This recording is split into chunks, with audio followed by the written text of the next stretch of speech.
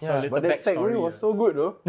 So we just have to say like a little backstory. We're talking for like 3 hours. On the camera. But yeah. Please continue, guys. Like, tell me. Like, this is really one episode that I'm really looking forward to because it's our round 2, you know. Yeah. So you want to fill up his conversation, right? Whatever that he We were talking about playing at club, visualization. visualization is very real, and then he skipped some parts. Okay, so you start. I think visualization is just so real because when we started out, we started out playing at bars. You know, there was no fast track to get to where we were. Gonna roast the fella again. Yeah, for the second time. Now on camera. There was no fast track. For example, yesterday you learned how to DJ on YouTube, and then tomorrow you're playing at a club, but you forget to bring your headphones. You got no tracks. You know, can I borrow this? Can I borrow that? I'm sure you guys will know. So many lah. Okay, Eddie, first name, last name. Yeah, but visualization is just, I think, you know, quite cool lah, because when we were playing at bars, it was like, oh, one day we play at a club. Never say what club, but a club. And then I think the first ever club gig was where? For me, it was Palm Room. Oh, Palm Room. Yeah. But I think the first time we played together as a duo was at Million. For an event with our friends at Empire. And then when we played there a couple of times, we said, oh, next time we will play at Zouk. And then the dream was so far-fetched. It was like, wow, you're playing in a club. The club is barely any people, but then it was developing. And then it was like, playing at Zouk is a crazy idea. All of us wanted to play at Zouk last time. It was the biggest thing that you could do. Yeah, it was the biggest and you were doing it already. Oh yeah. Bro, imagine bro, like 18-year-old me, potato, trying to learn DJ, like, why? You're not there, Zouk bro, I'm crazy. Bro, when I was trying to get myself started, you already there doing it. That's crazy, bro. That's how old I am, man, compared to you guys. What's the age difference, yo? 2 years? 4 years? 4 years. Holy shit, then our age difference is even massive, bro. What is it? I'm 35, dude. Count backwards, how many? -4 from 30. Oh, 8. You're 21. You're 26, and 9 years older than you. God damn, that's far, man. Yeah. But after a while, like, the age all doesn't matter. Like last time you're like, oh, so he's 35-year-old, must respect. But now it's like, bro. No lah. I think that one only still exists in like maybe Korea and Japan. Even like China abolished that shit already. What? The you old, then you big fuck. Oh, no lah, it's not lah. Like for Korean people, it's like a formality. Yeah, it is. Oh, what's that good Hey, stuff? oh yeah, orange flavored gin. Let's go after this. Yeah. Hey, did you finish the story? Visualization? No, I think we stopped at Zouk. And then Zouk, we finally played at Zouk. I think the first time was a party that all white. There was Hazel. Hazel. Yes. And then we played there, and then we had such a good time because like for so long, you know, the dream was to play somewhere there. When we were kids, we were like, not kids lah, what the hell, when we were like around 18, 20 teens lah, yeah. Every week we were going to see like some foreign DJ, you know, all the big names down there. And then we finally played there. I was like, wow, I enjoyed every minute of it. So nervous though, but we enjoyed it. And then we finished every gig, we asked each other, you know, hey, that was a good set or whatever, what can be improved. And then the next visualization was, one day we'll play festival. I was like, crazy lah, how lah? Crazy lah, this guy. But then I was like, nah, we cannot do it. And then he was like, last time you said we cannot play at Zouk. I was like, base face. Maybe got chance.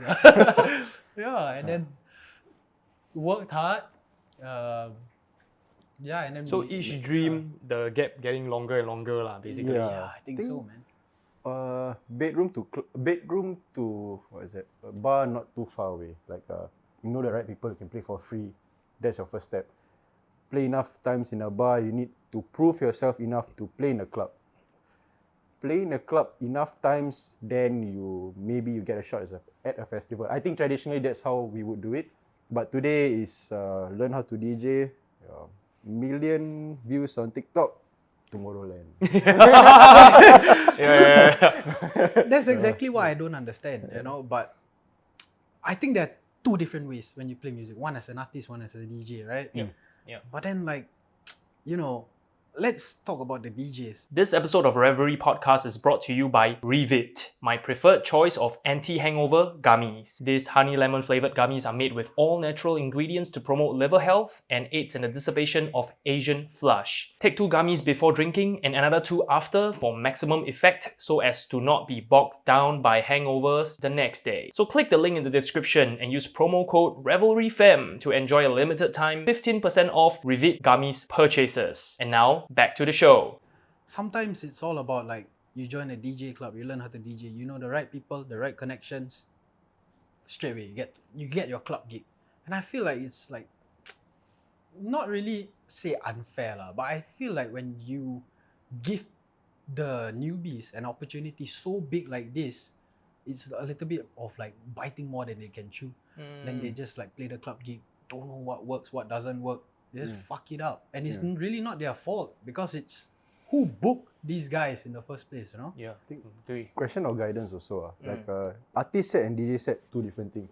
I think artist set, easy because you can play what you created your duo for, like Doppelgangerz, we future house music, whatever. Like you play artist set, it's so easy. You got too many tracks that you want to fit in 1 hour. You kind of wish that your set was longer. You play a club set, you are not there as an artist. You are there to please people, right? Like nobody cares if you future house or what. They care if they're having a good time. And it's a really tough thing to learn when you bring your artist set to a DJ set and it doesn't work and you have to pivot on the spot. If you don't pivot, you just say your friend will come. Hey bro, good set, but I take over first. I will take a rest first. Then you know that's keyword for like, bro, you suck. Go and take a break.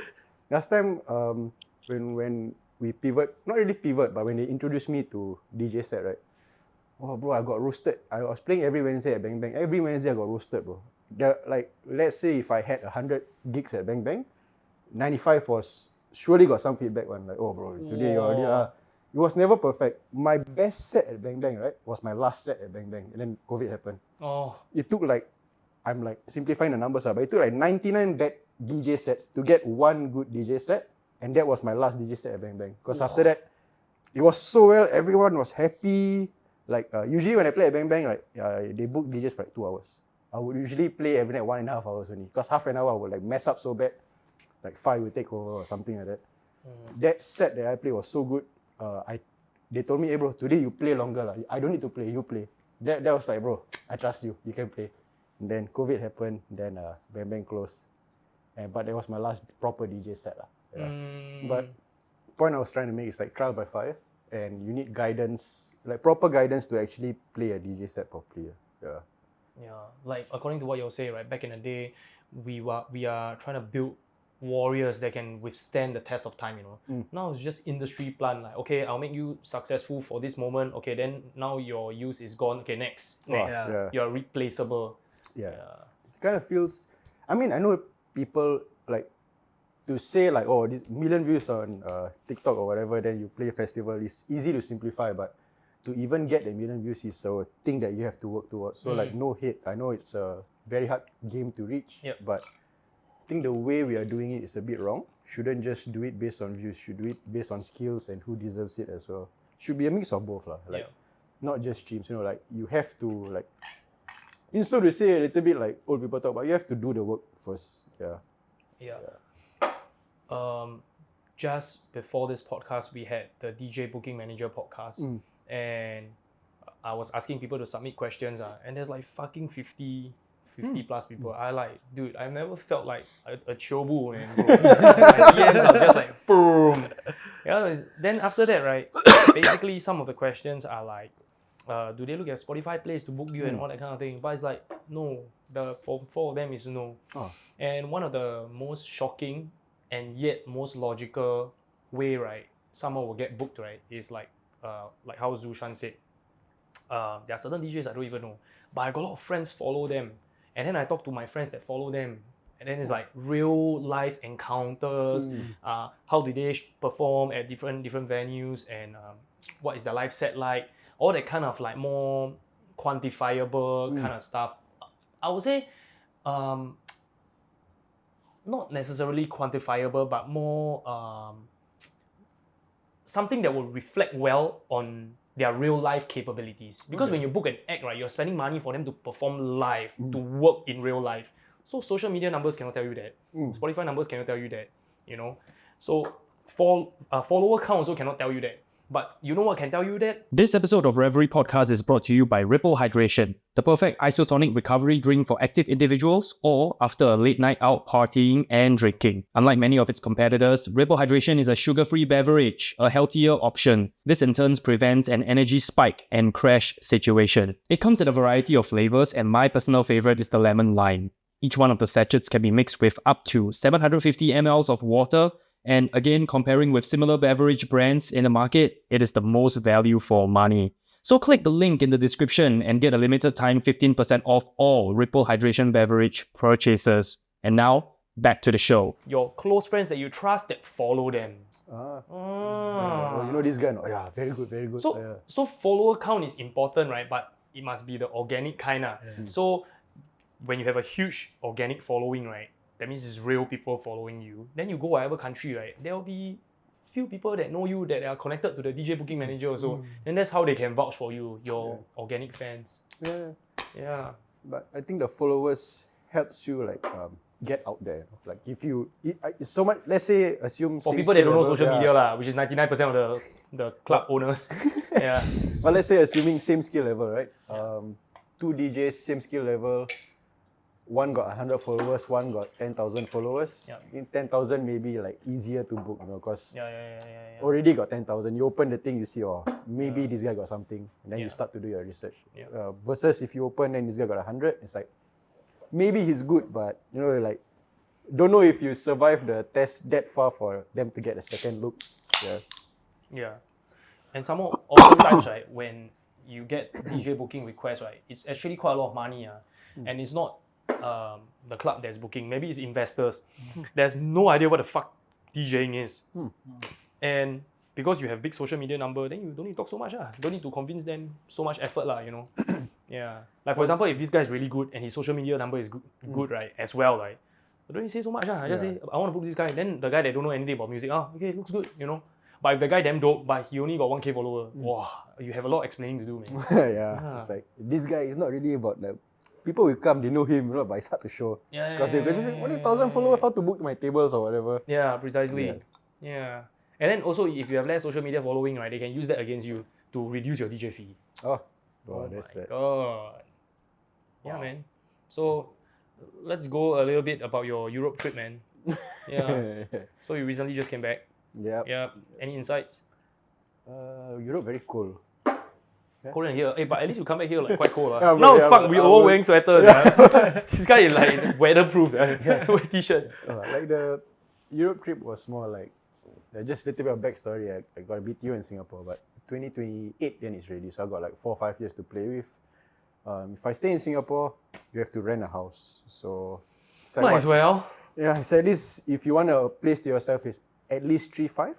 Yeah, so 3.5 if you stay overseas is going to be lesser. And 3.5 you can get mansionettes overseas. Bro, you have bungalow in garden, bro. Project X. Yeah, my wife and I, we both work remotely. So we are lucky in that sense. So there's a chance to like, 3.5 you stay overseas, you save some money, you get to see the world for a bit. So yeah, we did that.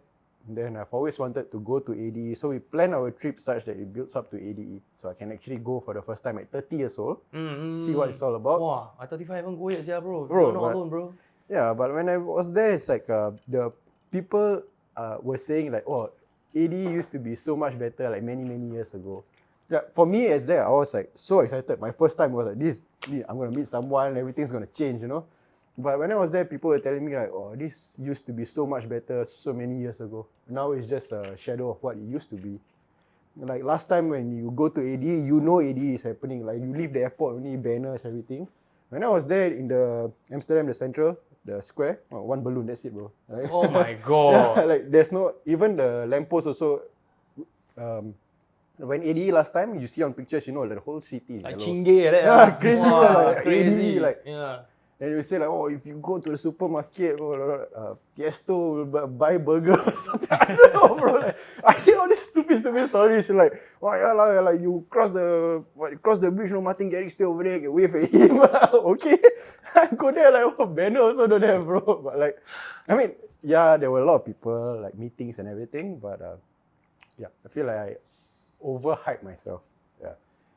Go there, ADE, met a lot of people. I had to overcome this fear of just approaching strangers and just saying like, oh, hi, I do music, do you do music? Stuff like that, just like random conversations. So what happens is you can book like meetings or like hot date sessions in this like conference rooms where like they will say like this is the meet the label session. Whoa. So you just walk in, all the big and like whatever labels will be there. So like Monster Cat was there. I don't know. And then when it was like meet the booking managers, like the people who did like Untold Festival, Tomorrowland. You need to get a queue number on. Oh yeah, like you Genki do. Sushi. So yeah, the paper printout. What happened was you will go inside the room, then all the big shot will stand there. So then there'll be an announcer, right? Then we say, okay, hi, blah blah. Everyone introduce themselves. Then like you just wait lah. Then you hear the keyword. Oh, this guy Tomorrowland. Martin Garrix A&R. Like all the big names, you know. Then these people will go to the seats, and then you have to queue up. Everyone gets 5 minutes to do your pitch. Oh, a pitch. Yeah, so it's like, let's just say I walk in here, I want to play, let's just say... In front of everybody, you sell people, yourself. It's like a whole room, everywhere got people, but it's Like just like, 500 I will people. be talking to you, he'll be talking to someone, Oh. your own conversation, but you can hear at the side what people have and everything. Then it's like, free game, I guess. Yeah, and to get inside the room, you need to have the Pro Pass. So the Pro Pass was, I think about almost $1,000 just to get the 5 minutes with someone that might do something for you. So you do your pitch. I had to learn how to do elevator pitch. Then I learned it on the flight to Amsterdam. Should have done it earlier. I don't know why I never do earlier. Go there. The first ever pitch I did was to the Tomorrowland booker. First one already. Like I queue, meet this guy, you know, handshaking, but you try to like, go there, relax, talk. And then it was like, I thought I was gonna do something, you know, because like, you know, we did all this homework, we have all these streams, label releases. Not say they were very big, but we got something to work with. Then I pitched to him, hey, just look at me. So I thought, like, okay. I wasn't even asking for like, please book me, you know. It's like I'm looking for an opportunity. So yeah, like if you got something, just let me know. Or if you think there's something I can work to get to where I want to be, just let me know. Because like, obviously everybody wants to play Tomorrowland, but if you just ask him book me, you're not gonna get it. Yeah. Wow, straight to my face, told me like you already have a lot of DJs in Europe. You don't need another Asian DJ here. At that point of time, of course, you smile. You cannot say, hey, boom beam or something. But obviously, I was taken aback, because I go there, like, I just wanted to learn about music. I want just be part of it. Then the first pitch I already kena. I was like, oh, I'm not gonna make it. I'm gonna die already. Like, I was so sad. But from that, I learned it wasn't like, oh, you're Asian, you're not gonna DJ here. It's more like, it's so competitive overseas, right? That if you actually don't have anything to work with at where you are, like, don't even bother to branch out yet. So let's say, what I'm trying to say is, in Amsterdam itself, right, there's a saying that everyone is a DJ. It really is, man. Yeah, so you assume everyone is a DJ, and all the big like businesses like your STEM Records or Spinning, whatever, based there already. Me as a Singaporean, right, I want to penetrate the market, right? There's an 18-year-old there who got 10 times what we have. 18 years old. I'm already 30, you know, I expired already. That guy 18, just born yesterday. The mom born him out with EQ board come out. Yeah, so like, EQing since birth already, bro. you're fighting with all these people, and like every single one of those people wants that one gig that we also want. So the competition is crazy. You thought Singapore was tough because I was thinking about Singapore and you got maybe like 4 or 5 good clubs that potentially you can play. You go there, okay lah, maybe if you got 10, 20 good clubs, but the amount of people is like 100x and everyone DJ and everyone good, everyone got everything. So what makes you different? Oh bro, tough. And something I heard about Europe is that, like, for example, right, if I'm with my friends and then we are all fucking good, right, but in our scene we're not good enough, right, we'll band together to boost this one guy. So friend 1, 2, 3, 4, then right, the 1 will be the face, 2 will be the music production, 3 will be the social media, 4, then they become a team. Nice. And then to boost this guy up. So you as a Singaporean go in like dumb, Bro, I'm the best in my everything has to do country. myself. Everything do myself, use Canva. Yeah, but it's also you can't. That was also a wake-up call. It's like you cannot do this alone. No matter how good you think you are, right? You are fighting with teams. You are fighting with professionals. You think like today you release music, you are fighting with just Singaporeans. But actually no, you're fighting for like years, and Singaporeans are also listening to music from there. So you're fighting with the world, and the world is like so big and so competitive. It's actually scary. But yeah, I think the main thing I got from that is perspective, and that is something that one meeting, right, I think covered $1,000 that I paid for it already. Even though I got emails here and there, I got connected, right, but that one moment that gave me that perspective, I think worth the flight ticket and everything. Because if I had never done that trip, I would have never known how competitive it was. I would just assume, like, oh yeah, one day when signed to this label, I will make it, right? No, so tough. So to crazy. summarize the trip, I paid $1,000. Go all the way to Amsterdam, got absolutely fucking roasted the first 5 minutes, fly back. Never fly back lah. After that, go holiday a bit lah. But yeah, Need to go and cry first. oh, but no, from that, right, made me so angry, right? When was AD? I think like October-ish, November, right? Yeah. I did so much work that this past 3 months, right, that I accomplished more in 3 months than I did, like, I would say maybe 3 years. That past 3 months, because of that one thing that I had to hear, like, this guy say I'm not good enough, I have to give back, you know? Wow, he inception you, yeah? You know, maybe, yeah, it's like I don't like when people tell me I cannot do something, so I'll go and try and do it. Even if I cannot do it, I'll just try and punch up, you know, so even if I fail, I land in the middle. I tried in that 3 months, right, we covered all our music releases until at least June. Yeah. Half a year in 3 months. So I was like, oh, maybe that's how it's done. Like you work, I know it's like so obvious, you set a goal and do it, but I guess you just have to kind of sleep one time, then you wake up, right? Then you actually sit down and do the work. Like I tell him, okay, you need to make this. You just make the music, I do the pitch. Every single day we were sending demos. Like after that one meeting, every single day we were sending demos, and it set us up for half a year. So I guess, oh, maybe they was good from that. And I feel like even though I wasn't there, what he told me made me feel something that he felt. So now we approach music in a very different way. For example, if you're preparing for a DJ set and we're listening to demos, bootleg remixes, I'll let you continue. When you send demos to label, right, usually they won't reply. Now they reply. Now these people are telling us, and they reply like, bro, very short, because they got a lot of emails, right? In that one sentence they reply to you, bro, can cry, you know. This guy will work like 1-2 weeks on one very solid demo. I hear this one, right, it's like, this is the shit. Gonna sign somewhere. Send it to the A&R, right? He replied, but then say, oh, sorry guys, not feeling it. Sounds kind of generic, to be honest. And that was our best work. Yeah. It's like, oh yeah, you take Future House Tech House, boom, baby, we make something new, Future Tech. I don't know what. Sounds kind of generic. Yeah. But then it's like, okay. Then you keep sending, and then you I think that's how you slowly develop, and you kind of like know what they like and don't like. And then using that logic, right? Now we're preparing for DJ set, so you download all the mashups and everything. Now I treat the mashups like A&R also, bro. So I listen, maybe you download like mashup pack, right? 30 mashups, right? Out of 30, maybe I skip 2 only. So I listen, rubbish. Yeah. And like, based on that, I kind of understand. Critical. Yeah, I understand why the A&Rs are super critical. So, because you imagine you got 100 tracks. I'm saying 100, they probably get thousands every day. 100 tracks, I have to sit down, listen. Then like, wow, this guy, key gone, kick cannot hear, melody that I don't know what like that. Just mix 2 songs together, call it a mashup. And I get it, like now I get it. But you need to kind of roast it first, then you get it. No, it's like bullshit lah, bro. Sometimes you download mashup packs. Okay, I'm in the perspective of a club DJ. Or club DJ. Club DJ, not an artist. Yep. You want to download stuff that are good, that are in trend, stuff that people come to the club to listen to. So I download mashup packs. Apart from downloading the hottest beatport songs and all that, you gotta be prepared, so you download mashup packs. Maybe you stumble across something very good. Download mashup packs, 10 songs. And this is like from a very well-known mashup producer. It got 10 songs. If he's a good mashup producer, 7 maybe can use. 3 rubbish. But when you give like new artists a chance and then they try to like push content out really fast, we call it mashup pack 001, 002, 067 lah. Okay, let's say you download.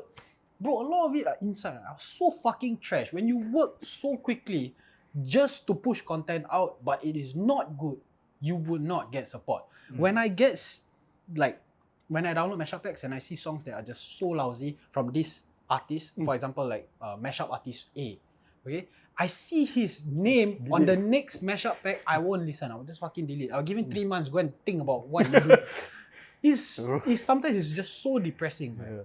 To do a lot of work, and then these guys, you know, they just release shit after shit after shit. Just take some time, you know, just work on the craft before you push anything out. Just make sure it's good, lah, and then, you know, release. Sometimes speed is not the answer, lah, I would say. Remember, but when we were starting out, we were that guy pushing out song after song after song. You sending it to label after label after label. They probably blacklist us also. Yeah, but I wouldn't fucking release it, lah. Yeah. I mean, you send it, label reject means at that point in time, oh, this song not good enough. So maybe we had like, you know, half a brain to not fucking release it, you know. But I think it's also put in the rap, right? Yeah. Because like you see now, it's the day and age of TikTok, where people are just, because you post one TikTok, right, it's like buy one lottery ticket, right? And then you look at those motherfuckers, like real TikTokers, right? They publish 8 a day, that kind. 8 a day is insane. I did 8 a day for 1 year. 8 a day. Bro, you go my TikTok now, you cannot scroll finish. Right? Infinite one, bro. All DJ content. Yeah. Then bro, congrats, that's insane. That's crazy. Yeah. Then and then I was just like experimenting. Is this the new trend now? You know, like rapid fire, because at the end of the day, music is subjective, right? Yeah. So if I put out 1,000 things and then let's just say we are the same producer, we have hit rate of 10%. Yeah, but I put out 1,000 things. Shouldn't I have more hits than a person that put out 10? Yeah. Right. So that's like what a lot of people are thinking now, lah. But I think because now everybody think like that, right? It starts to be the other way that works. Like your name is associated to the quality that you put out also. Yeah. And then like, I think when I met you at High House a few days ago, you're asking me about AI, right? Now you can use AI to make music, AI to make content, right? It's going to be even more like 100x of what people can push out. So when you told me 8 a day, I was like, you're crazy. I think there's probably someone there using AI posting at 80 a day or something, trying to break the algorithm or something. And then when there are people doing this, then how are you going to stand out? You know, it's like, I get it. You need like one hit. You need one hit reel, hit TikTok, hit whatever, hit song. But there's like, I think every single day, 1,000 or even millions of things coming out, pieces of content coming out. You have to stand out, like 1 in a million, one shot a day. It's like, that's crazy, bro. Yeah. But I feel that it is good. Like a lot of content is good and it's bad also. Like why I think it's good is because everyone's releasing content really quickly. There's a lot of, among all of like the content out there, like maybe 70% are actually quite good. Something that you learn. Like For You page. If you like DJing, your TikTok is going to be filled with DJing, right? Because bad content will never come on your page. Yeah, exactly, right? And if you think about it, like because of that, now all the DJs are leveling up. Like you see this DJ doing this bit of skill, and then you go, if you have a controller, you try it out. Then you learn from there. And then, you know, now I just feel like the base level to become a DJ is just like a little bit higher. It's so much Yeah, higher. You don't just have to be good. You have to be good with proper networking skills, likable, know how to use social media properly, know how to make music. You have to do everything properly to play for exposure. Basically, you need to be a god, lah. Basically, you need to be no fault. You need to be perfect. Yeah, but when you were saying about that Tomorrowland thing, right, they gave you massive drive, right? How do you like convey it to him? Because you guys are a duo, right? You guys essentially work as an artist, a singular artist. How do you like motivate him? Because he's the engine that's churning out the tracks, you know. And after the tracks, and then you can do the pitch and all that kind of thing, right? How do you keep him motivated when you guys are so far apart? Same brain, I guess. Same music brain. So I think him and me, like, our music taste is the same. Even when we discover something new, like we will realize that the other has already found it or will find it interesting. Right. So I guess in a way, like what I feel, if I tell him, he will understand. So when I talk to that guy, immediately, obviously after I leave shake hand, text him. First person to text is not even my wife. Straight away I text him. I think I text you, I'll call you or something, right? Yeah, I said, wow, this guy, I cannot believe he said this to me. You know, it's so like, wow, what the fuck, man? I come all the way here. Then he said, wow, of course the first reaction is angry, you know. But then after that, you sit down a bit, you think, hey, actually, we're not doing enough. Then it's like, yes, because with whatever we created, go there, first 5 minutes kena rejected just like that, right? It's like, okay, maybe we have to do more. So he understands, and I guess you understand me in that sense. Musically also, we make music, I don't really need to tell you exactly how to make it because you kind of already know. I just need to be, maybe I say, oh, this one will be, then he will like, boom, he knows what to do. Yeah, so I guess he understands me very well. And the distance makes it hard for us to do things, obviously. But you know, tell me about the text, like how we sometimes we make music, right? I don't even have to hum the track to him. I can text him the melody and he will know what to do. Yeah. What the fuck? Oh, One example, not making track, but I was in Amsterdam. I was walking to a concert. This guy just headphones on. He looks stoned as hell. He just walking. He just look at me. Ooh yeah. You know the ooh yeah. I just text him. I never even call him. This crazy guy just walked past me and then the OIIA and then he was just and then he's like oh yeah. We know already. So it's like I don't know, same brain, same wavelength, same frequency. Maybe that's why it's easier to make music like that. Yeah. I just like because we are a duo, we feel like, you know, he does a lot of the DJing side of things. So if I need some advice on DJing, I will just ask him, hey, you see my crate, okay, no? You think this crate makes sense? And then he'll give me some advice. Putting everything together, right? I don't understand how much, right, an individual trying to make it as a DJ and a producer function. And trying to do the content, the music, the DJing. If you gotta do everything by yourself, how are you doing it? You definitely need some help if you wanna go professional, bro. It's just not possible to do it by yourself, plus juggling a day job. Oh, How? And if you have girlfriend or you need to go and walk your dog or something, bro, how are you gonna do it, sir? Yes. It's very tough. So many things to do. Yeah. I feel like if you're alone and you're really, really trying to make it, it's either you must have a lot of time, everything you make is perfect, which is obviously impossible, or I just don't see how you can do it. Yeah, You definitely help. need A help, team. man. Yeah. Now is really the age where one person is not enough. Really. Last time it's like one person do one thing, then become one person do two things, one person do 10 things. Now not one person cannot already. Yeah. Need to do 20 things already. It's too many things. Even DJing itself, like you assume that you do all this, you can DJ. DJ also you still need to practice. You cannot just turn up and play. Yeah, You need to understand the equipment. And then you need, let's say you know how to DJ already, first time on decks, you need to understand how to show yourself such that people look at you and they're having fun. Yeah. Because if you're so focused like that, right, then like, in your mind, oh, this mix damn good, but people looking at the DJ like, or like just looking down, you know. It's a lot about customer service at the end of the day. Yeah, a DJ, you know. Yeah, and I guess perfect for you, you know, you are like the customer facing and then you are like back end and then you all can like put it together, become a company, you know. That's perfect. IT support. Wow, yeah, but Yeah. becoming DJ today is almost like a startup already. You wear multiple hats, right? I mean, it's like content creator. Yeah. Everything is content creator. You know, Property Lim Brothers? Yeah. Right, now they got drama series already, bro. Drama series. Everybody is being a content creator house because selling the thing is not enough already, right? Got this property agent, got that property agent. Why don't I buy from this guy? Why should I buy from you? Then you need to form a relationship with the person, right? I Yeah. think we at High House also we discuss. It's also about if people like you or not. You're doing all these things, yeah, correct. But sometimes There's a million other people doing the same shit. yeah. Then like sometimes people, it's like you how you want to please people. Sometimes people see your face, this guy the face a bit not nice. I don't have to see his video. Auto you lose one person already. I mean obviously there's a lot of people in the world, but sometimes just because of the way you look, already you cannot, bro. It's so tough. So many things to do. So many factors to consider. So what is your strategy moving forward? Because I think that's something that we all would love to know as well. Like so many DJs in Singapore that's trying to make it. Like Singapore has the money, man. Oh, yeah. But then the thing is like, as in our country has the money. But then the thing is we don't have the infrastructure, right, for the government to pump the money. And I was like telling him earlier. Yeah. So, I don't know, like, I guess everything has to be tied to a government agenda, right? Like how US government support their US movie making industry, how K-pop government, how Korean government support their K-pop. It's all in line with their agenda. So, I don't know, how can we like make it in a way that we can make it easier for the government to support us? I guess maybe egos have to go out of the window. First thing first, it's like Of the artists in the scene. I mean, obviously as an artist, there's an ego such that you have to play a persona almost. Like the me you see, I mean, I'm like same lah. Artist me, the two worlds collide. I don't even know which is which. I probably don't even have an artist persona. I'm like smiling, happy on stage, everything. But like when you see artists on stage, that's not exactly who they are.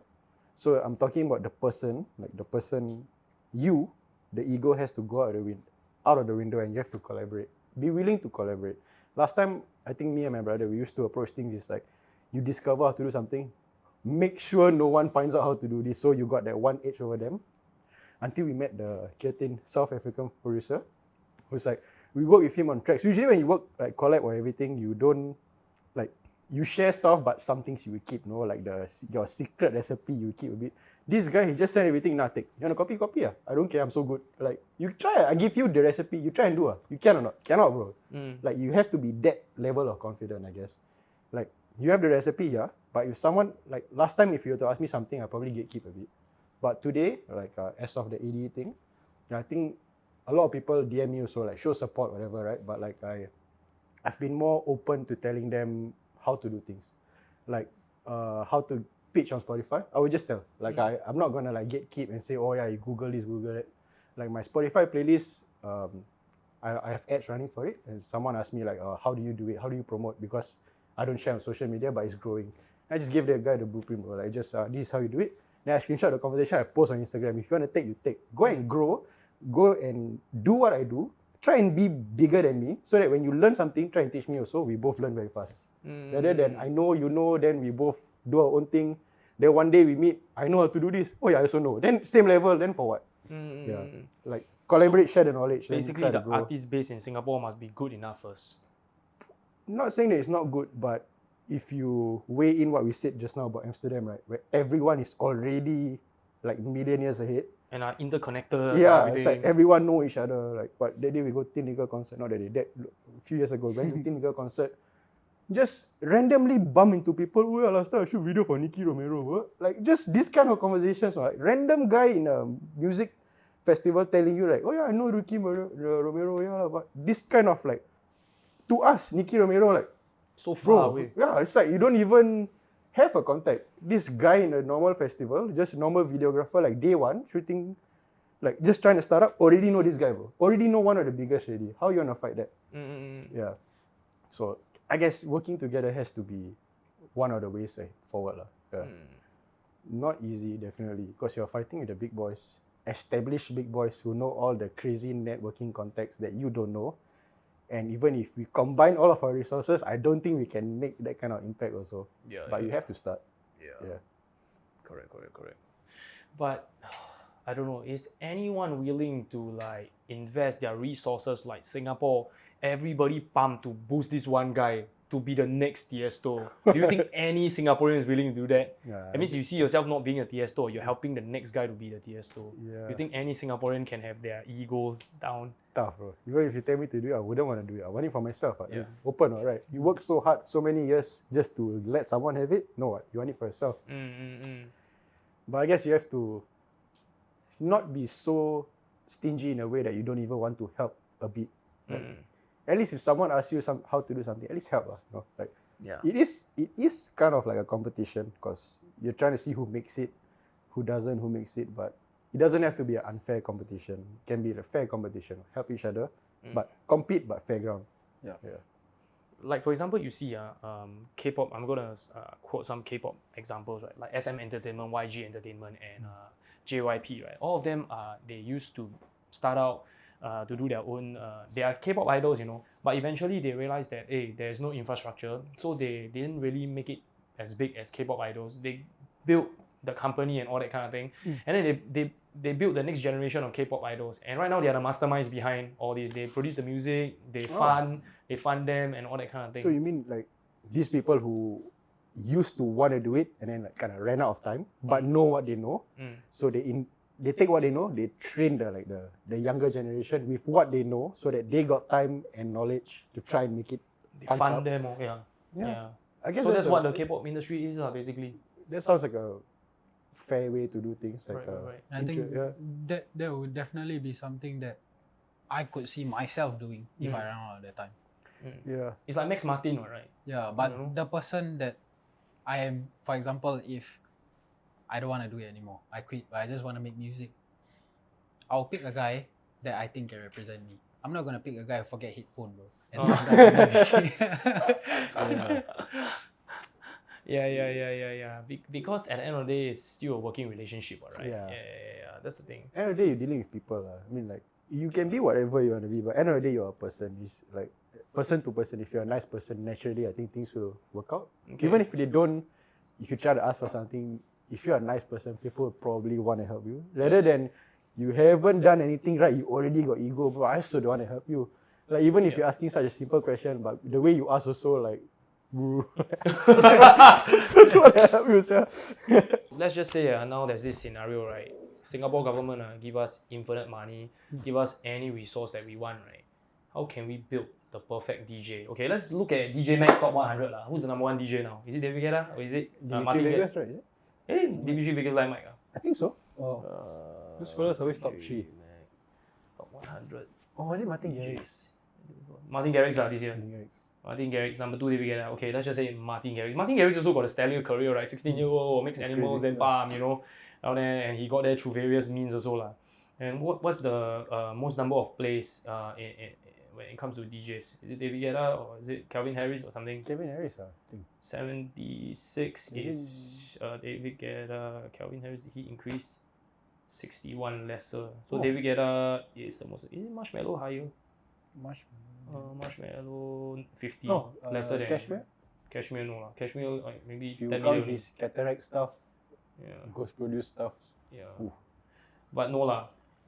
We want like biggers, okay? So somebody that is like bigger than Martin Garrix, let's just say, or David Guetta in Singapore, and then the government is like, okay, now give 3 of us infinite money to go and build this motherfucker. Yeah. How do we go about doing it? Okay, first of all, you charge the government, right? Yeah. How much you want? So we come in as booker first, booking manager first. Booking manager first. Be like creators. Okay, so first of all, we charge them appropriately first, and then now we need to shortlist. So, guy or girl? I mean, what's most advantageous? Would it be girl? Wow. But I think girl very hard for touring. Right very now. unsafe. Right now. Yeah. Like To right build, now. to build. To build the perfect. So in this day and age, Yeah. what are some of the materials that you can use to make this Like DJ? anything, bro. Like, What I is was, the I was trend now? even thinking, like I was mentioning earlier to you, can be like fucking fucked up. Like you can pick some guy from a single parent household, then when he wins some award, he can sell. Oh my god, I'm so sad. I only got one parent. You know, then can sell to award show, then can do montage or like really think like that kind of anger. You know, Wow, bro, the Yeah. ultimate artist. the ultimate artist, bro. Must give set backstory or not? From zero, I like mean, you from build zero, lah, or you can build buy lah. people one. I mean, they give you funding, right? Government give you funding to make it work. I mean, like, you know the rapper Raz, the one that is like very well known for being indie Being and like, alone, yeah. and exposing like industry scams and all that kind of thing. He said that, right, getting from 0 to 1 million streams is the hardest, but from 1 million to 10 million, right, nobody can tell the difference. Right? You just buy bots. You get 1 million, 10 million is like the same one, no difference. Right? Yeah, but Yeah. what's the use, bro? If you buy from 1 million, 10 million, then you play at Nova, got people come. Yeah. That's the thing. That's the thing. So, Your own fan base, you know? I guess it's more like maybe you can like seat this guy in a festival. Okay, so maybe you get a guy and then you let him learn DJing and then you seat him at various festivals because the perfect plan. the perfect plan. You know, start from warm up. Like don't let him start at a bar lah. You know, straight away start festival already. You know that kind of Let's thing. just say, because DJ Mac, I think mostly, if not all, is men, right? So I just choose a guy. Yeah, just yeah, yeah, because, yeah. just make it easier. No need to argue. Yeah. Can last forever on this one. Yeah. Okay, this guy, DJ wise, he can scratch like rattle. Mm. But, But you're cannot. using it with money, what? You But Yeah, but you money. can train what? Get Yeah. rattle to train him. If the guy is 18, let's say this guy brain like sponge, okay? Yeah. Super good looking, brain like sponge. You teach him something, on the spot he learn. So Okay. assume like that. So perfect guy, right? Mm. So I would say scratching, rattle, teach him. Okay, we go one by one. I say rattle, teach him scratching. Scratching. Then after that, he quit. Government project fail, bro. Got a pressure. Okay, But you cannot do. Okay lah, but assume we can do. Bro. First day. Fucking hell. Fuck this government. You don't do it. But you see, the best DJs in the world, right? They don't know scratching, they don't know jack, Yeah. they don't even know DJing probably. Who knows whether they know DJing? You know? Just put their fucking hands up in the air. But creating the perfect one. So like this one, right, you cannot shoot whole one. Must This real, guy- must be real. So this guy, Must be able to DJ like James Hype on steroids. So Yeah, at least technical DJing, you don't need to be like DMC world champion because it doesn't serve any purpose. You DMC on Tomorrowland, people fuck you. okay, that DJing skills, how much will you put? And for how long? no, I think not how much. Just Money random infinite number. what? Yeah, random number. How much you think? DJ skills? Yeah. Free on YouTube. I think, right, I will get a guy that don't know how to DJ and put him at a festival and then get bad press because good publicity or bad publicity is still publicity. Oh, you remember last time Yeah. Ultra had the Chicken Man KFC to play like a 30-minute or Yeah. 5-minute set. They were always in my mind. They are always I'm gonna remember that as like bad publicity. You know. Yeah, but at the end of the day, do you remember Martin Garrix cannot be matched? Cannot, what, right? Martin Garrix is also the same formula, what? They place a 16-year-old kid at festival circuits, and then I saw an interview with Sebastian Ingrosso or something like that. Like, Martin Garrix can't be matched for nuts, but eventually he played enough festivals. He's better than most of us now. You know, people will forget that. You know, so that's like how they engineer their DJs, what, right? For me, the apart from DJing, right? Now we got the DJing part there. And you said, put some guy that don't even know how to DJ, play main set. What's gonna fuck that shit up? I think start from like festival warm up to main set lah, but just give you a lot of exposure lah, because we got infinite money, what. And festivals is like, I don't think you earn them, you pay money to to play there, pay to win, what, right? Play 20k, play this festival already. Then if they don't reply, just keep adding one more zero to the number. Pay 10k, can you please book this guy? Never reply. 100k. Yeah, but only 1 million. One or you don't want? Okay. Everybody has a prize, man. Yeah, so assuming they play festival, first festival train wreck, Yeah. and then the guy cry. Put on TikTok. Okay, but this guy special case, okay? He cannot quit. He can. Because government level already, if he quit, then Wow. Government level. The contract, if you quit, you will cease to exist. you quit your life. Yeah. but if you make it right, all the money goes to you. Yeah. You only get like one shot payoff, and then if he makes it after a certain period of time, any money he makes, right, straight 100% go to him, no cut, nothing. Basically, he's a lab rat lah. Yeah. Yeah. Okay, but we still haven't go into the methodology, you know. So we get him into the festival circuit, and then what? I don't think he need to produce music. Nope. He just hire people to produce for him, Okay, so who? he can spend more time to. Who? You guys are. Bro, you know, infinite money already, bro. You see, this will be the ultimate clapback. I will get you all to produce for him, right? And then I'll send to the same exact A&R, and then they will accept it. Because it's a perspective game, bro. It's a perspective game. Same track but different face, right? Yeah. See? Okay, That's bro. how So the fucked up demo world sent by is. what email? Like something.gov.sg. Maybe, I don't know. I mean, we're trying to like figure out, right, how to build the But perfect guy. okay, if I had unlimited money and I'm building a guy to make it in music, I think what I would do is give him no spine. You give him what? No spine. Like just like Give him whoever. no spine. No, like for example, like collab with everybody. Like I will tap into Korean market, go and make Korean music. I'll tap into Chinese market, go and collab with Chinese artists. The biggest of every single country, right, bro. If you think of each country separately on its own and you zoom out, right, then you're global already. Right? So I think, my friend calling me to play Marvel Rivals. I thought you were like calculating the fee already, bro. Adding up, bro. Yeah, but Whoa, that's serious, bro. I also want to add up already, yeah. Problem, bro. The healer here, the tank here. They cannot play rank, bro, right now. Making DJ. but I feel like if the money is right, you should be able to collab with everyone. Yeah, correct. No matter who that person is. Correct. You can even like I don't know, like for example, you release a track and then you can get a Drake ad-lib on it if you pay a certain amount. You know, Snoop Dogg, he says that you can get him on a feature for like 250k or something on any track. He said 250k, I will drop the feature on your track. Yeah. He But says so many times on his if you podcast. think about it and you do that for one artist, and for example, you got Snoop Dogg on a track, then you just keep doing it until a lot of people know you, right? The reinforcement bias, people be like, hey, this guy must be good, all these people collab with him. Yeah. And then, when you play the shows your fee obviously cannot be like whatever it is when you started out. But Yeah, then the yeah. money will come back. Yeah. Then you just recycle. A lot of people will say that this is like a very impossible thing to do lah. But I think we have to figure out right what the ideal scenario is first, right? Then we can dumb it down to what's realistic in dollars and cents. So for example, we can get a guy that's humble, that's a good human, that won't quit, right? Like a steady guy, just steady can Keep going, hustle. Don't need to know how to DJ. He don't know how to DJ even better. Bad publicity, boom, more views. But then, But because he performed so many times, and we buy the algorithm also, so that this guy posts bad content. His remix damn trash, right? But we will know all the like Instagram people, right? Yeah. They say, hey, this my guy, My guy. he will be on your feed and everything. You see him, you roast him, everything. But yeah. day by day, you say, not as bad as yesterday. Not too bad. Yeah. Then you see him growing, then got story. And then you start rooting for him. Yeah, and then he learned to produce. Yeah. Trash again. Cannot make it. Yeah. Then this guy every day posts, oh, never sign. And then A&R start to reject him. Now, oh, A&R got reply. Do again. First release. Ooh, pop, got some playlist. And then you keep going like, all the milestone, right, that is hard to reach, he hit, but it's day by day, he hit something more and more. And all this like storyline is a 10-man team orchestrating Yeah. this while he's touring. Yeah, so like, even he make one reel today, right?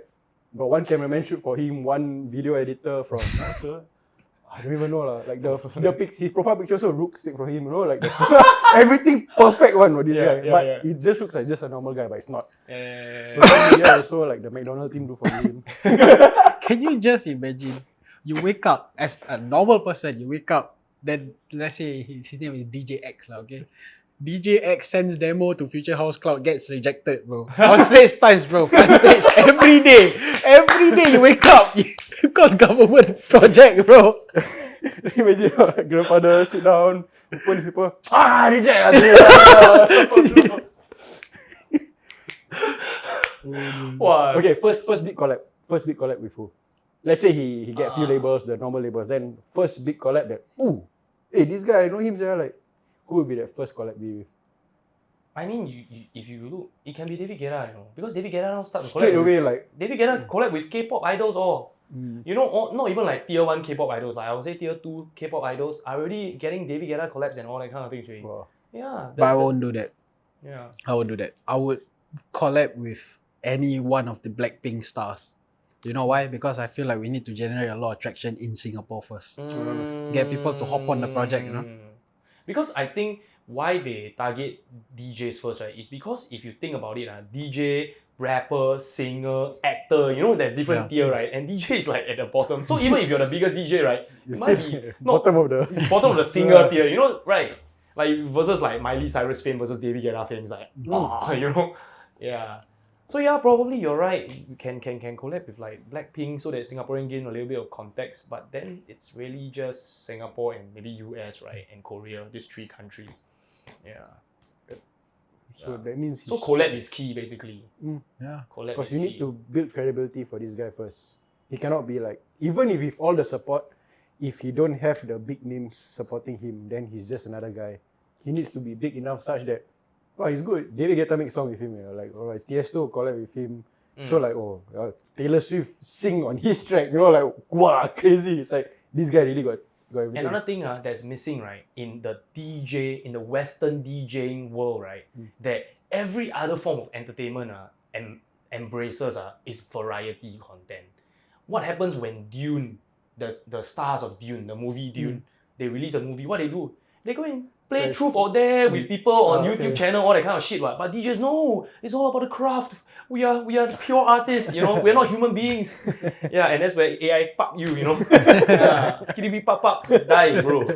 Yeah. So you need to like humanize him. Yeah, make people like him. So go to like, I don't know, like fucking podcasts, go to Bobby Lee podcast.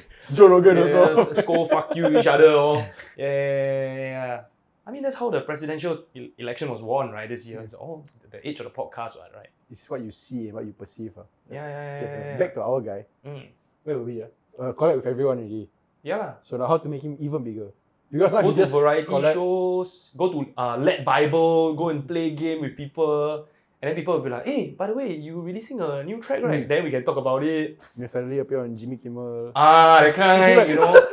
Bro, you know, Jimmy Fallon. The one that you know always like... Jimmy Fallon, Jimmy Fallon like roasting Young Raja's track, right? Wow, bro, it's an achievement for us, really, bro. Did he really? Yeah, dude, it's on Oh, Jimmy wow. Kimmel. Yeah, you search Jimmy Kimmel Young Raja. It's like basically like dissing the song lah. Then everybody in the crowd, right, is like not laughing with us, no, it's like laughing at the track, you know. But then the thing is, to us, it's like, oh my god, we are mentioned. Yeah. We are celebrating already. That's Did a how. punch up, I guess. So I guess we need that kind of clout, I guess. I don't know, the win the perspective in our favor. Yeah. And then let's say once all of that is done, you spend millions of dollars on the project.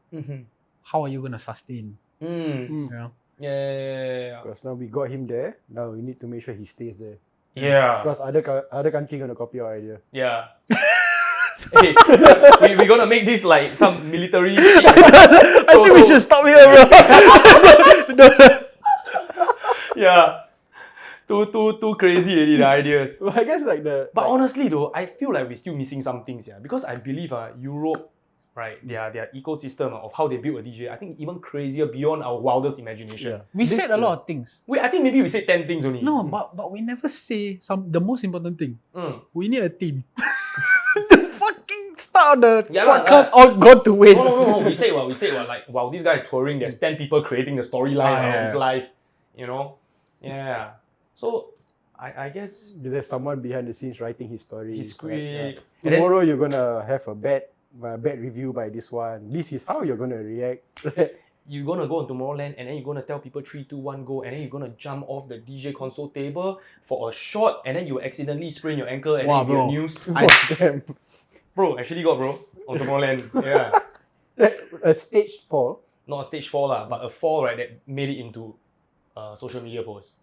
Like you jump off the Big artist? Cyril, Cyril. Okay. He jumped off the stage and it became a news. Like that also can. Wow. So we also need like something like that.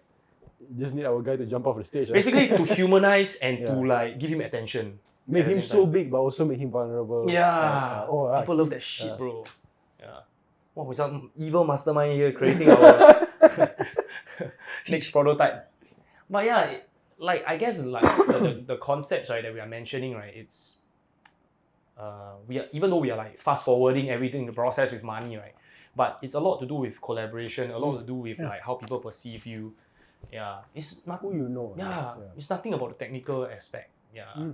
Yeah. We never really spoke about how good he was going to be. I mean, yeah, Rattle trained him and everything, but we never really say like he's going to be the best anything. It's just he got the bare minimum, but everything that pushes the best, this prototype to the best, is other people like giving him the the stamp of this guy can. Yeah. It's other people making you progress up. Yeah. It's a lot about social proofing, alright? Yeah. Especially in this day and age. And then like I guess people react well to hard work. Like you like grind your like you train 10 years and then you finally at this stage, then people will give you a little bit more respect. But is that respect worth 10 years of your life? You know, you also have to consider, right? So how can you like speed up that process to get that same level of respect, right? Without wasting your youth, so you can spend that time more productively, right? Yeah. You fake your failures. Some people like that, yeah. Yeah. But I guess the failure part, failure does sell a little bit easier. Yeah. When the past 3 months, like I send demos every day. I got rejected every day, obviously, like because you send, like you have one demo, you send to 10. It wasn't on Straits Times. Yeah, never come on first page lah. But I take the screenshot of the reply I post on Instagram. That got the most views ever. People like that shit. More than like my first track, our first track on Hexagon or Controversial, whatever. That's like, oh, people are proud of us, but like the rejections like get like hundreds, even reach like thousands of views. People just like to see like, wow, this guy made music so long, they still talk to him like that. Like just a generic reply, not even a real reply. It's like, wow, that's so hard. And these are people like, not even DJs, just like my friends who know music, but they don't DJ, they don't even pursue it, but they just like, oh, it's so interesting to see how hard it actually is. Because if you think about it, right, they don't actually see your failures. They will see like, oh, he do like 100 podcasts, but they not gonna see like, bro, you lug all this equipment around. All the podcasts you have to think, oh, today what I'm gonna talk about, I hope this gets good, yeah. Like all the editing after this, they're not gonna see. They're just gonna see the clips that you post. Today I sit there for 4 hours thinking of one thumbnail, man. I want to cry. Yeah, it's like they don't think about all this, but all this takes up your time. Grind. Yeah. How am I gonna clip a thumbnail now? Just Thumbnail. look at the camera. No. Squid Game. Yeah, last time we still have people behind the scenes to take photo of each individual and then try to. No, don't need already. We can screen grab, we can manipulate and everything. Can AI. Yeah, but it takes a lot of like trial and error lah. Yeah. Yeah, so to build the perfect guy, right, actually takes a lot of know-how also. Mm-hmm. Yeah, you really need to know the intricacies, the behind the scenes on how to make things work lah. And I think we're still missing a lot of pieces to be fair. Like really, it's too simplistic already. I feel like our idea. Honestly, I think it's also because we haven't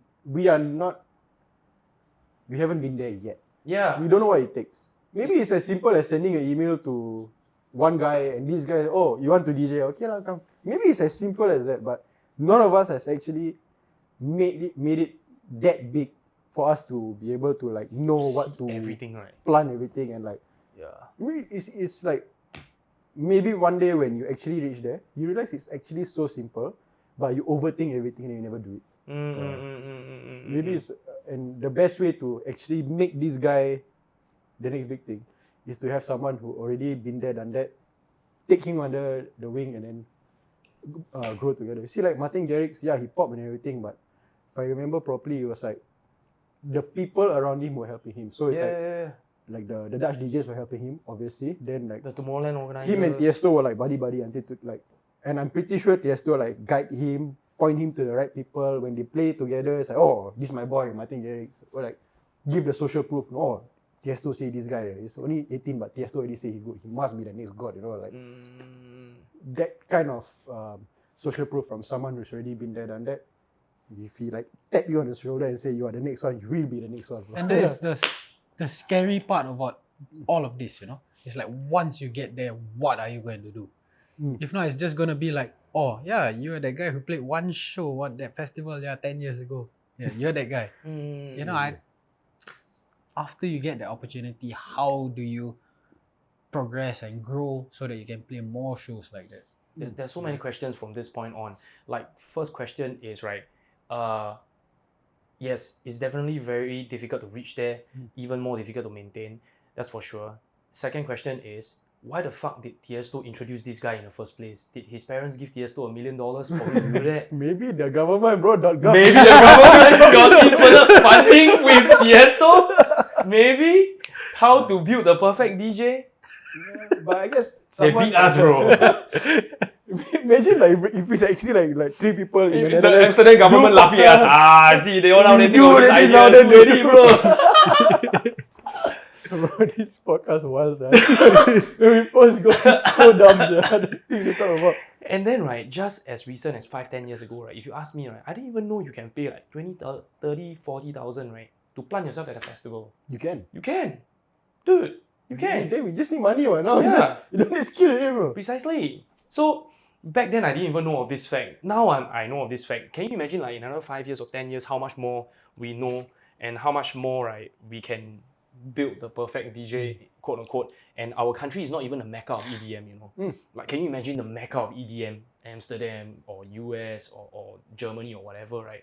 Wow, the amount of insider that they have is goddamn Just industry people crazy. hanging out with each other every day, like just don't know, go to the bar, drink. Oh, this guy work at spinning, this guy work at I don't know, like Hexagon, talk, boom, collab, done. For us, is whoa far, bro. Yeah, that's why. And you would think that they are more receptive to overseas things. Because you see Singaporean, oh, overseas things very good, local sucks. But they're different, you know, they're thinking. But why is that so?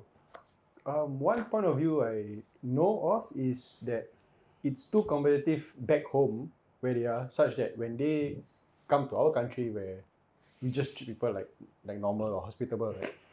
I think I spoke to my friend who booked overseas DJs a lot. Then I say like, when I went to Amsterdam, the treatment maybe not so good. But when they come here, they told us that we treat them better than how they are treated back home.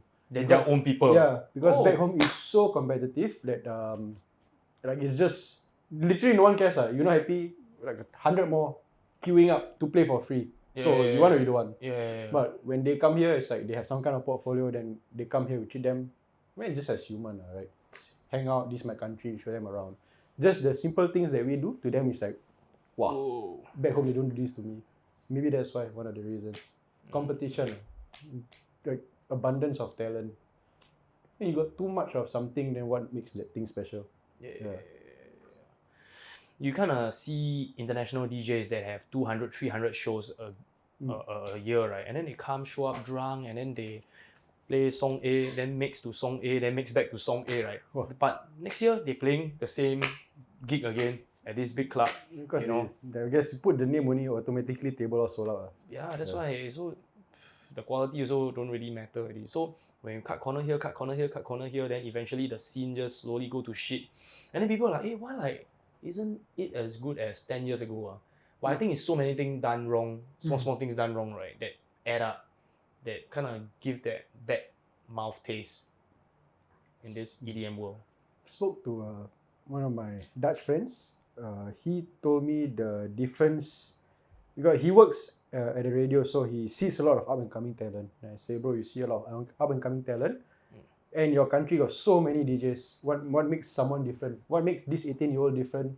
Such that he even deserves a spot in your radio show. He says it's down to the minutiae. So like every little things you do, but you do perfect. So even let's say if, like now we're just down to earth talking, right? If that guy were to be on this podcast, he'd be prim and proper, voice everything, presentable, like actor. K-pop idol lah. Yeah, exactly that. So, and when he makes music, the basics all good. When he publishes stuff on social media, it's not like this one off, alignment Who's off. this guy? Everything, line. Yeah, Abu's brother. So he told me it's the little things that you do, but you do it perfect, you do it right, so that when someone thinks of you, they remember of that one thing that you did right. You don't slip up lah, so to say. Or you can just do everything wrong, like Salvatore Ganacci. That also works. I was just thinking, what is the opposite of that? Yeah. Yeah, but that is the competition that we are fighting with. People who are spending every minute trying to perfect the smallest things that we don't even talk about. How to talk on the mic. We just pick up, one day we just smash, we just pick up, hopefully we sound good. They practice, bro. So that, like, Tomorrowland, how you doing? Is practice that line to perfection every single day in the toilet. Don't know how long they practice, but still practice. We were there at Ultra, right? I think a couple of years back, and then we see like this DJ, I cannot remember who, but the floor was empty, but everything was planned. So whatever he said on the mic also. Moti came to Singapore. He played 4 p.m. I think. I don't know why. Nobody there, but obviously we like Future House music. Go and see him play. Even though there's like, obviously no one's gonna be there early, like afternoon or whatever, right? Dance floor empty, maybe like 4 or 5 people in a big festival. Sunglasses on, all out. So in his mind, it's like full Tomorrowland set because I guess In maybe Europe, it could be choreographed, but also to that 4 people on the dance floor, they're gonna remember him for that perfect set that he delivered. So I guess that's one of the reasons also. The minor things. Yeah. So difficult. Like, it reminds me of Mr. Beast in the YouTube world. Right? He's very commonly known as how obsessed he is with the whole entire YouTube algorithm, about the thumbnails and everything. Like, for example, when he watch videos, right, he watch it in segments of 2 seconds. Okay, will I click away at these 2 seconds? So every 2 seconds, he will ask himself this question: will I click away? Will I click away? Will I click away? Or I will click away. Boring. Cut. Wow. Then his video is the tightest possible shit ever. So if you watch his videos, you will It's hard to click away, bro. Yeah, It's it's really damn hard to click away. Yeah. So that level of like obsession, until right, he's so obsessed, right? But he want to go even more obsessed, right? He built an app, right, to automate the things that he's obsessing about, so that he can take his mind off the 50 things to go obsess about 50 other things. Yeah, I think it's called View Stats. Basically, it helps you optimize your thumbnails, your video, your retention, and cross-reference other videos, how well it's doing. And you realize YouTubers, unlike music producers, right? Music producers is like sometimes hit, sometimes no hit, some no way on, right? YouTubers is all about algorithm and a metric. Like if you go to, I don't know if you guys got this app called YouTube Studio. Okay. And then you can go to your video. Let's just say we go to one of the podcasts. We go to a Tosca podcast. And then you can literally see like you can see here, okay, which part people rewatch. So there's a spike in viewership. So you can kind of like study which part, people click off here a lot of massive drop off. So this topic is like boring, people don't give a fuck. Yeah, and then you can track like, okay, so this one you gain 2 subscribers, where the 2 subscribers come from. Everything in the detail, right? So Mr. Beast is like go through every single thing. Damn. And then for fun, right, he will just go on Twitter. It's like, okay, whoever reposts this, right, I will or follow me, I will coach you for 1 week.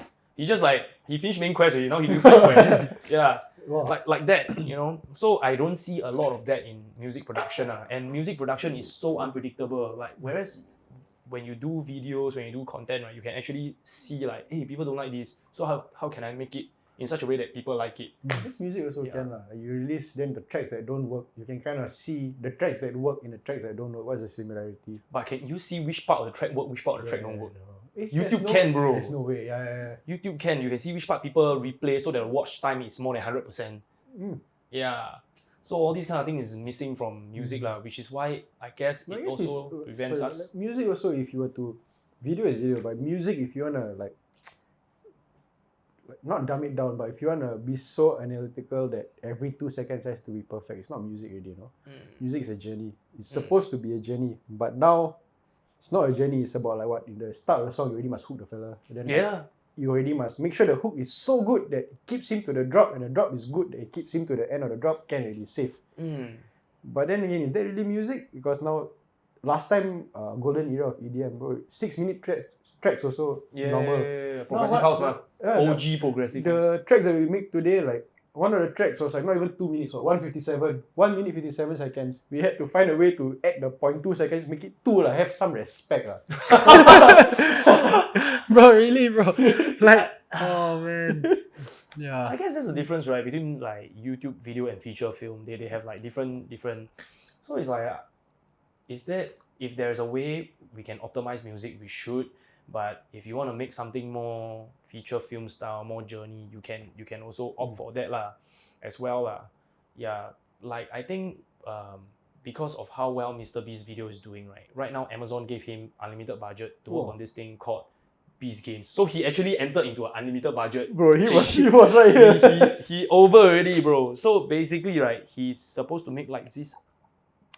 Each episode is like 1 Squid Game. Right? Can you imagine? Wow. You know, Squid Game got the big arena and it's like 2 seasons, right? Imagine 1 episode is 1 Squid Game. Wow. And then he make like, I think 10 episodes or something. Wow. And the budget is like crazy. The first price is $5 million.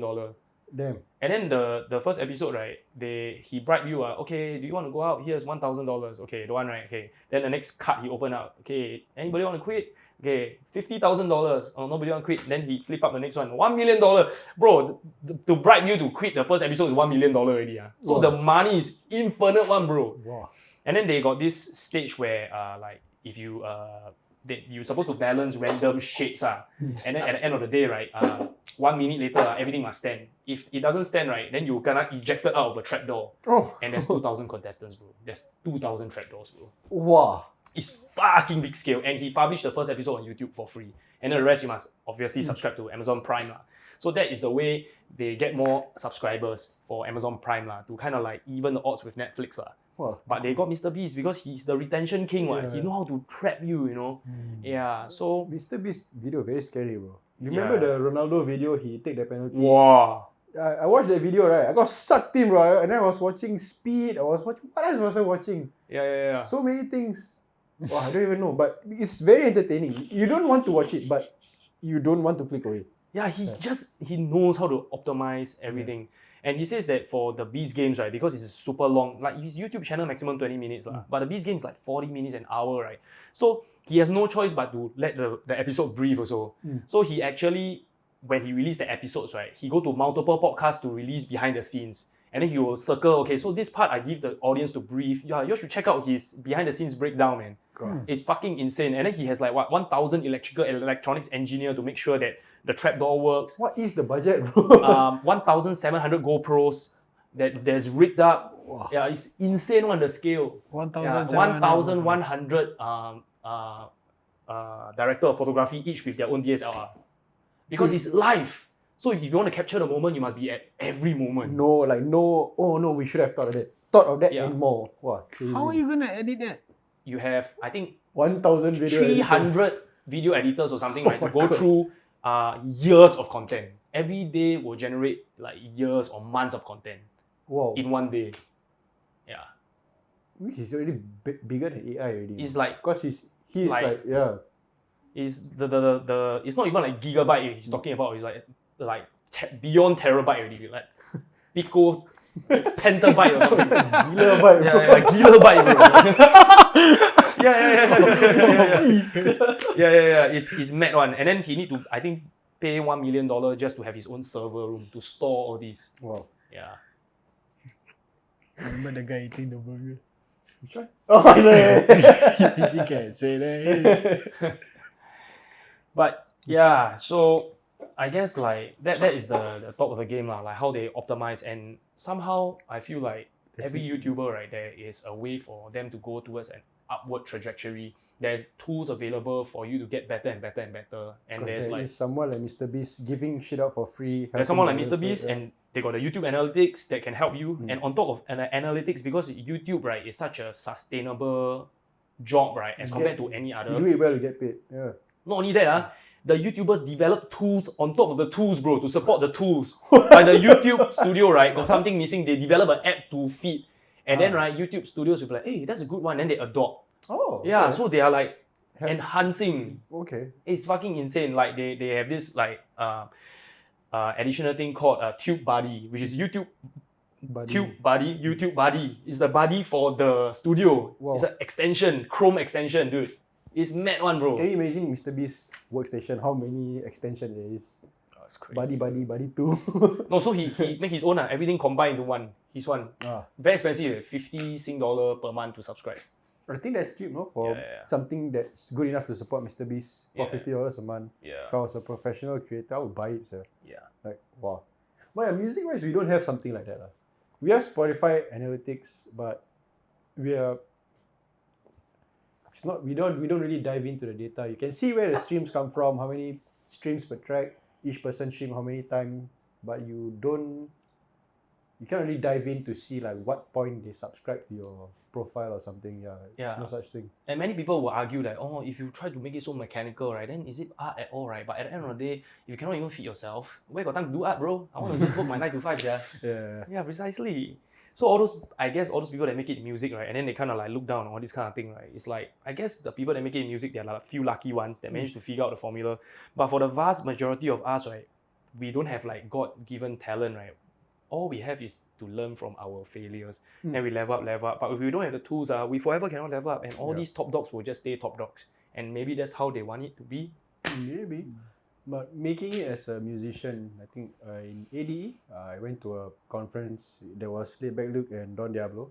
Laidback Luke said something that stick with me. So like to make it as a musician, right, it's akin to like building castles in the sky. You're not meant to make it. If you think about it, the first day you become a musician, you're not gonna make it. If you actually make it, you did something so crazy that you stand out against everyone who's doing the same thing as you.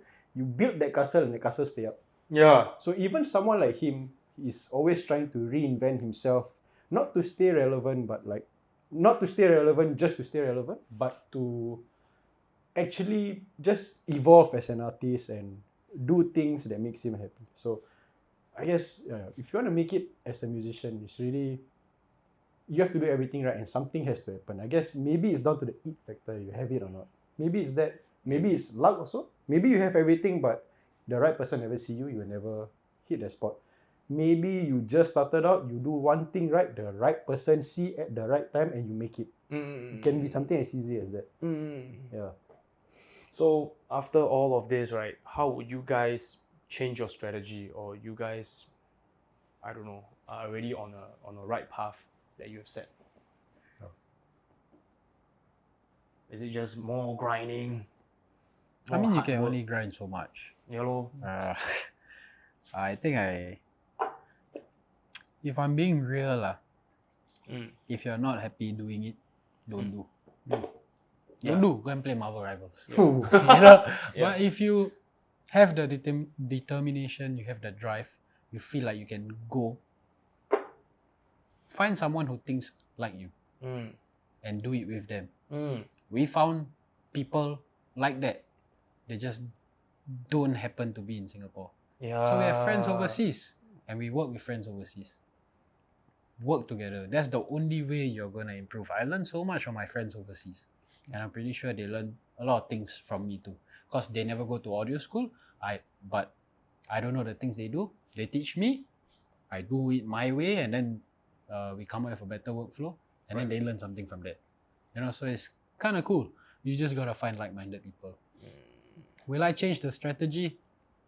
No, I think it's working. But we just got to do it faster. Yes. Yeah, I think it's Before just... the strategy change again, right? Yeah, it's like, it's so crazy.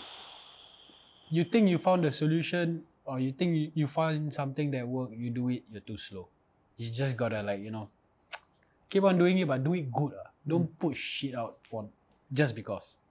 Yeah. Stay tuned for 17 or 26 January, man. They'll decide the fate of whether TikTok will be banned in US. No? Banned yet? Haven't yet. They're waiting for, I think 16 or 26 Jan, I forget. They're waiting for someone to buy it. That means they want a non-Chinese owner. Oh, Yeah. strange. Yeah.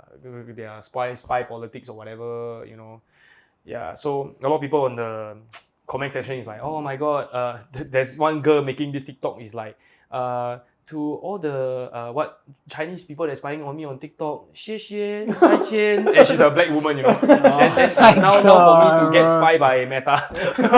Damn. Damn funny. All these trends, it's an actual trend, Yeah, so they are saying goodbye in preparation. And if that doesn't work, then Instagram will be the next biggest thing. And then you have a new strategy again, Yeah. Yeah. But as compared to TikTok, Instagram is just... I just find that TikTok is so much more lenient for people to find new talent. Like Instagram, I find it a little bit hard to find people I've never heard about. With TikTok, I see a lot of people I don't know, and they are good. I think just a little bit kinder. I think Instagram is easier for you to maintain your followers. Yeah. Whereas your shit. You know what I kind of miss, man? I kind of miss the old Instagram where I get to see people who I follow, their content on my feed. So it's like, today, I haven't caught up on Instagram. I'll go and see. So whoever one of my following list. Yeah, my following list. Whoever I haven't seen yet, I'll go and see. They actually got it. Yeah, I know, but it's on the top left, right? You gotta must, filter. Go and, yeah, but why? You must go and press everything. Or... The OG way. Yeah, I like the OG way. Then you know right now where your friend is now. All the following, yeah, favorites, whatever. I know you can do that, but it's just I just one feel extra step. It's destroyed, man. They will still put people you don't follow. Like ads or recommended or whatever, right? I don't like that. You said strategy wise, right? Met Ben Zushan. Yeah. Yesterday, is it? Or 2 days ago.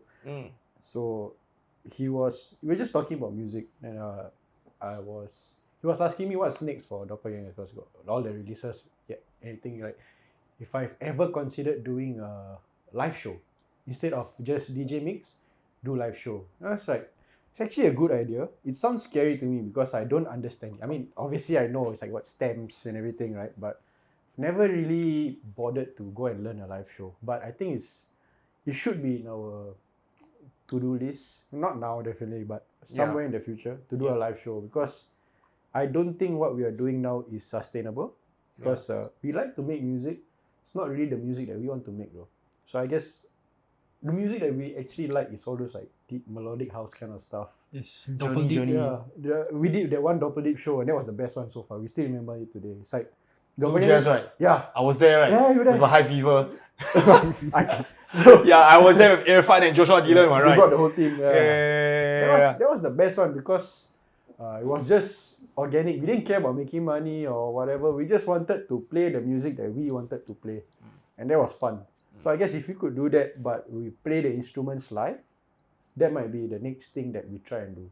Because the DJing is quite limited, Correct. assuming. Everybody, the Tom, Dick, and Harry and their grandmother all know how DJ. Yeah, and it's just, if you think about it, just beat matching, selecting the right songs. That's it. Maybe mixing lah, make it right. But live mix, you can do so many things like loops. You can change the everything. songs. Yeah, you can take 2 songs, same key, boom, live mashup. It's like so fun, so much things to do. So But that one might be the lesson next that I take away from turntablism, you see, turntablism last time TMC is just one mixer, no effect. Just a plain old mixer, 2 vinyls, and then you can change vinyl. So whatever you do, people can realistically see what you do and understand it. Obviously, the layman wouldn't understand. But then you add in hot cues, you add in DVS, you add in Ableton. Then the things you do, even people in the know, right? They don't even know what the fuck you're doing also. So half the time, you see all those like, I don't know, like Japanese anime dubstep recreation, and then they press the sampler, right? They're not pressing shit, bro, most of the time. They just anyhow, but nobody know, what? You don't know which one is mapped to which one, what? So you just press 700,000 views. Oh. You just produce the track and then you just anyhow. Maybe that's our lifestyle. We just press play, but then we just like, So I think if you can introduce that understanding aspect, like let people like, oh shit, they are doing this and that's why this is happening, right? Wow, you'll be like super much more mind blowing, and you don't need to be damn crazy, you know. Just be organic and real. Yeah. Maybe when I'm back in Singapore. But then again, when you perform live, not only you must produce, but you also must practice the Practice, sound. Oh But man, it's fun, man. Then you actually become a real musician. So it will be a very long process. Then it will be back in the day like how Beyonce write album for 9 months but only tour 3 months. Because you see now DJ is different, right? We tour 9 months, produce 3 months only. Maybe you don't even produce. I ask someone else do it. Because bro, when you tour so much, how you gonna do anything? After that tour, you're gonna be so tired. Yeah, still got rehearsals, and then sometimes you need, because like for example, pop stars, they need dancers, they need choir, they need live band. Well, everybody must synchronize, Bro, yeah. crazy. That's why. Okay lah, great. I guess that's it for today lah. Unless you got anything else to add. When's the next revelry party? Wow, that's a very good question, man. So many people ask. Like, so You know, far I still think about the party we did at Tough Club. Because yeah. I remember we go there, it's revelry throw party, but when we start playing, right, bro, the vibes was crazy. Because the way we set up the place, first of all, there was the meter, the decibel meter. First of all, it's like so strange, but to me, right, it's like, wow, this place is real, sir. I don't know why I see a decibel meter, I was like, wow, this place. Added dimension of Yeah, awareness. it's like, there's a decibel meter, then like, the warm-up was so good. Night and day played before me, right? Then the crowds already came in. Then by the time it was our turn to play, he warmed up until so sweet. It was almost like people came and we were the stars. I really felt that. It's almost like people came to see us. That's how you treated me. It's so good. Step on, lights killed. Then there were 3 lights. You had the halo lights, right? We could only see the lights. You can see some phones, hands. Then you can hear the crowd. They play the intro. Then you play the intro. I don't know. You did something right that night, right? That when we started playing only, they was like, whoa! What you did, bro? Go watch it. We don't believe it, man. Really, go and watch. And I keep that video as like a sample of Doppelgangerz performance. When I pitch myself or anything, right? That video is in that deck. Yeah, it's so crazy. So like I always think if you ever want to do that again, please let me know. Yeah. Because I think a lot credited to Tough Club as a venue for being the true home of the underground music. But then I have to go down there and fuck it up and play my grey area music. I was like, hey, please I'm like, hey, I turn tablist, so I still underground, right? But I play a bit of mainstream can. Then the guy like give me chance. So I'm like, okay, I'm gonna bring my whole gang, right, of grey area guys. We have an appreciation for underground, but we also play mainstream. So we find a middle ground. And that night, right, was, I think, in Tough Club history, most mainstream night. Wow. And if you realize... And that was our most underground set, bro. Crazy. I think midway, you were like telling me this this feeling that you have is like when you... Because of you are like so used to accommodating to the crowd by playing a little bit more mainstream, right? That it kind of like didn't work as well. That the crowd energy is kind of trying to force you to go more underground in a sense, and the placement even more crazy when you play something that they don't know. They don't know the song. But if it feels nice, they will just go crazy. That right. It's so real. We changed the set list on the go. Because obviously you play live, you have like, I'm going to play this 30 tracks or 40 tracks in that playlist. Can turn left and right. But that one, if you see that video again, right, halfway through the video, half the time I'm just scrolling because I'm just oh no, this song not working. I'm gonna change this playlist that I think I will never play. I play it now. So crazy. You didn't even talk on the mic, right? No. It's really like that was No straight time, up, man. like, Busy, bro. Yeah. Both working, bro. One on the left, one on the right, yeah. Keep. Bro, crazy. Yeah. Yeah.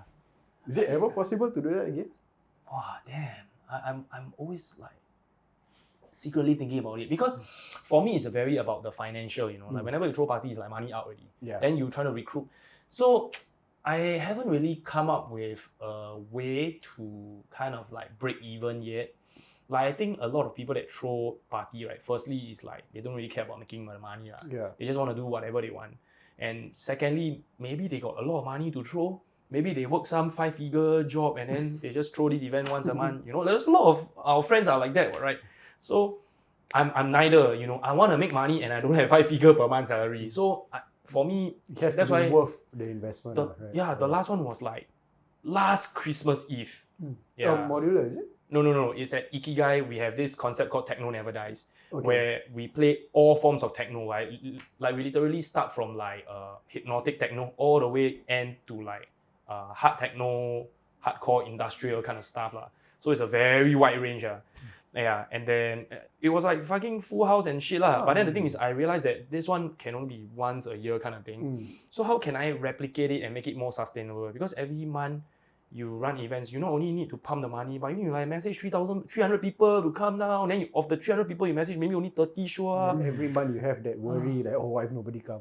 Then So many things to answer. So now I'm trying to build the fan base first, like build the demand, like grow the fact that people want to see us. If people are not even interested to see us, for what throw event, I feel. Yeah. But I don't know, of all the events that you throw, I feel like that one got sold. Not because I played in it, but because I was there. Even before I play, like there was just something about the event that like is real. Yeah. And it's hard because when I throw my housework nights, when you used to throw it, now like I'm away, it's hard, right? The parties that we throw, got people come, but we basically taking the crowd-facing thing. So we're not playing music that we like. We are playing music that people like. When we throw the Avicii night, right?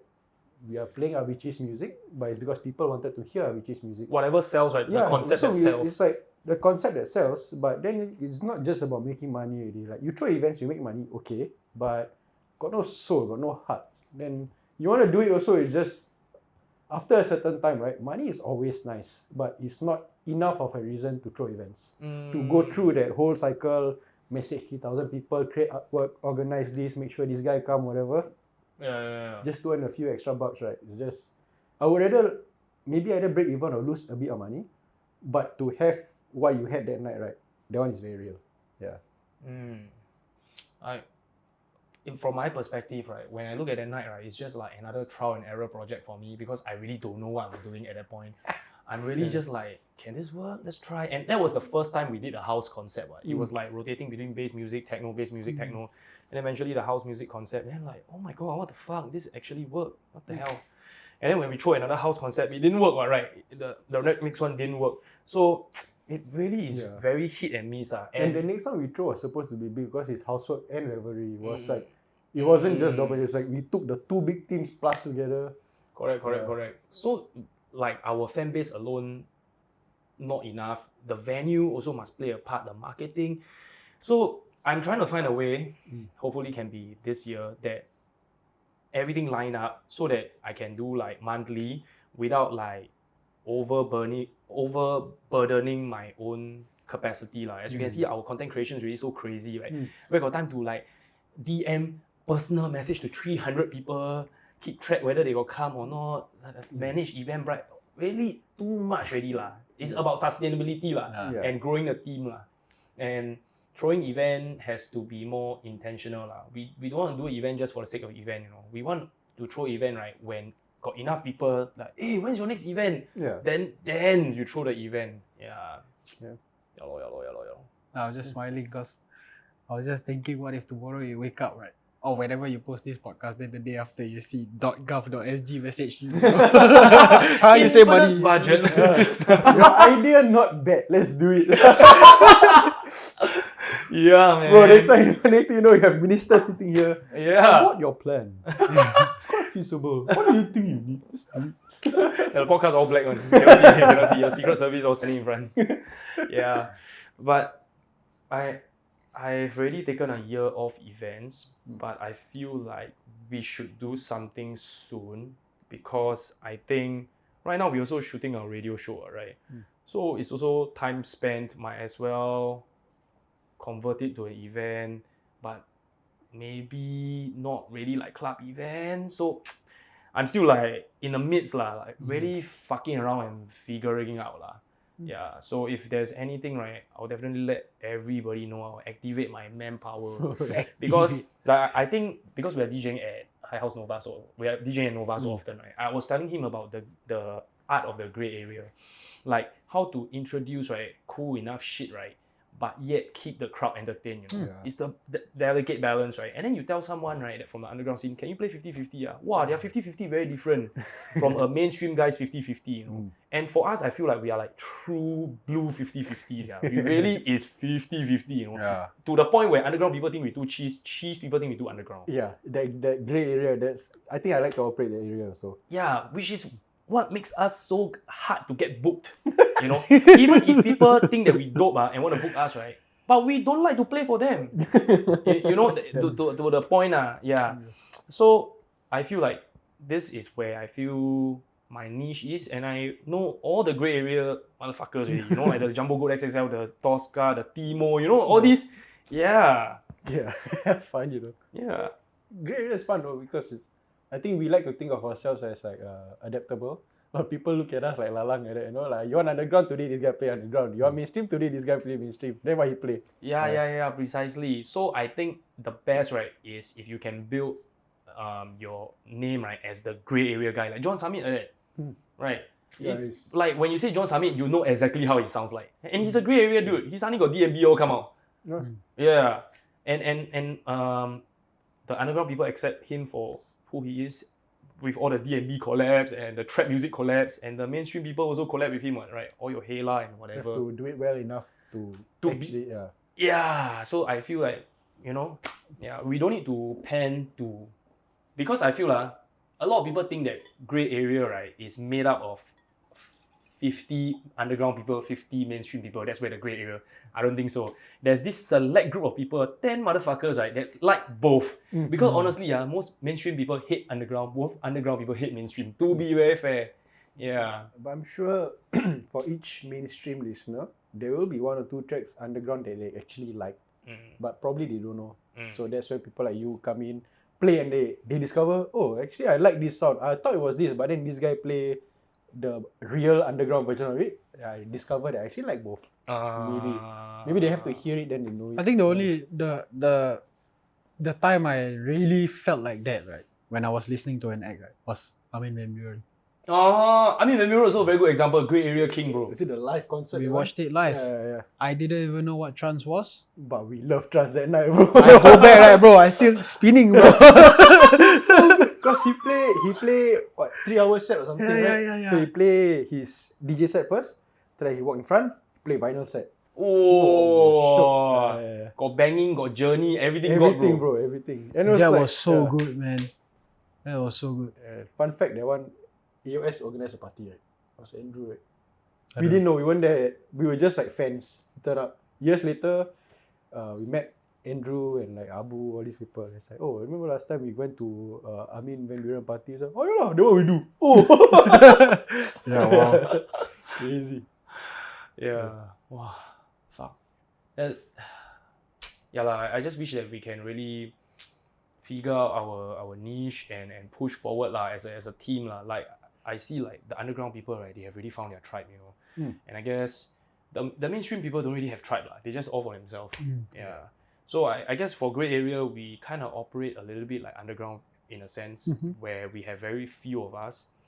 No choice, we have to band together to create a bigger product, bigger than ourselves. Yeah. Maybe we join together and make a collective called the Grey Area. the Singapore Nightlife Association. Oh, the new one. The Grey Area, so like you do both. Yeah.